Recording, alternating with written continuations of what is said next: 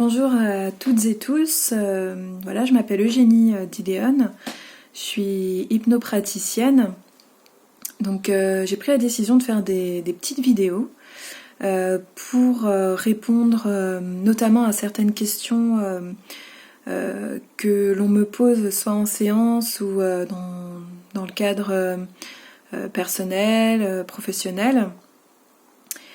Et voilà, aujourd'hui, je voulais aborder le sujet de la réceptivité à l'hypnose, notamment répondre à ces deux questions qu'on me pose régulièrement. Suis-je réceptif à l'hypnose ou est-ce que tout le monde peut être hypnotisé? Parce que quand j'explique mon métier, ce que je fais, souvent j'ai des personnes qui me disent de toute façon moi l'hypnose ça marche pas sur moi, je suis pas du tout réceptive, etc. Donc voilà, je voulais répondre aujourd'hui à cette question là. Donc oui, en fait pour répondre, oui, tout le monde est réceptif, tout le monde est réceptif à l'hypnose, seulement il y a des degrés. Il y a des degrés de réceptivité en fonction des individus.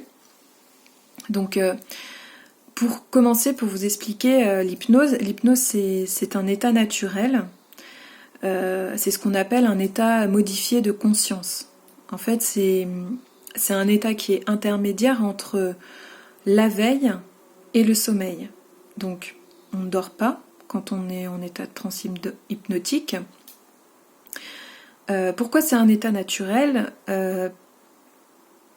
En fait, Milton Erickson a très bien répondu à cette question. C'est un état naturel parce que vous l'expérimentez au quotidien. Et même plusieurs fois par jour, de manière spontanée. Ce monsieur Erickson, d'ailleurs, pour ceux qui ne le connaissent pas, Milton Erickson, c'est un psychiatre et psychologue américain qui a joué un rôle très très important dans le renouvellement de l'hypnose clinique, mais qui a également consacré énormément de son temps pour élaborer des travaux sur l'hypnose thérapeutique. Donc Milton Erickson, il a appelé cet état naturel en fait transe naturelle de la vie quotidienne. Voilà. Donc des exemples pour rentrer un peu plus dans le concret. Quand vous conduisez, moi en tout cas, il m'arrive régulièrement d'être dans mes pensées tout en conduisant de manière sécurisée et prudente. Mais voilà, je suis traversée par un flux de pensées. Et là, je suis en état d'hypnose. Autre exemple, quand vous êtes devant la télé, devant votre ordinateur, que vous êtes concentré sur une tâche, même devant votre smartphone,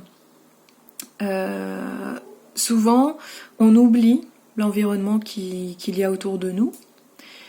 Et même parfois la notion du temps qui passe. Donc là, on est aussi en état de transe.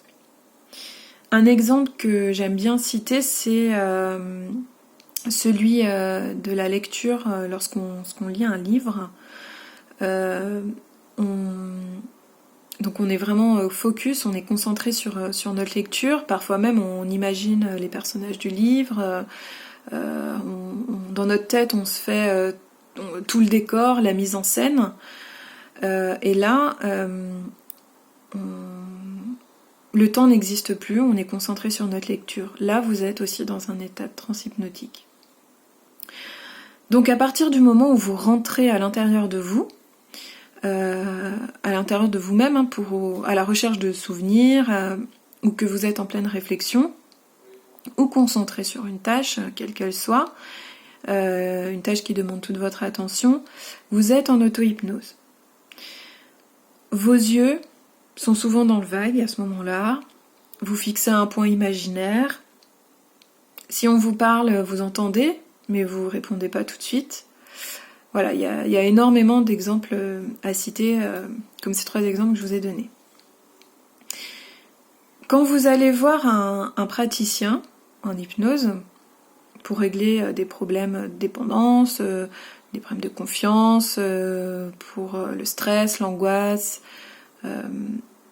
c'est différent du spectacle. Le praticien, lui, il est là pour vous aider à trouver vos capacités d'auto-guérison, vos capacités de changement.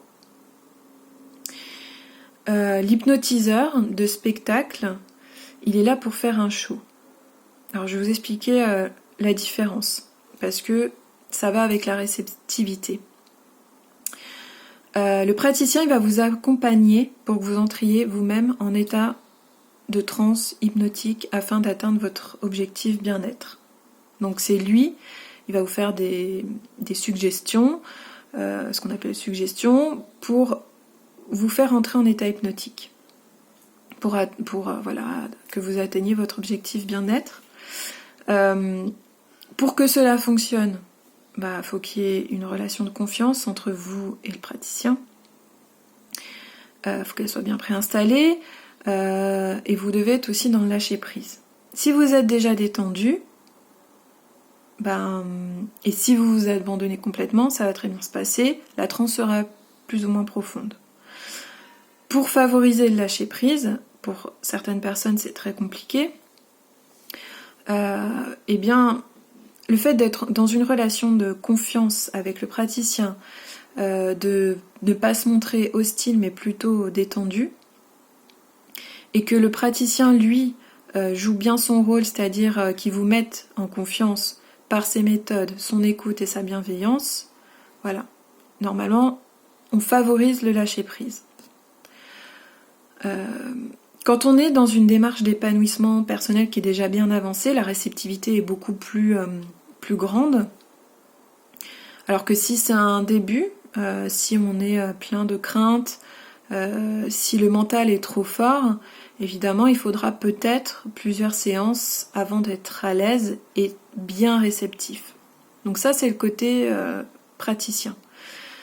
L'hypnose de spectacle, alors pendant son spectacle, l'hypnotiseur, en fait, il va faire au public un test de suggestibilité pour choisir et sélectionner les personnes qui, pour lui, parce qu'il l'a vu, sont les plus réceptives.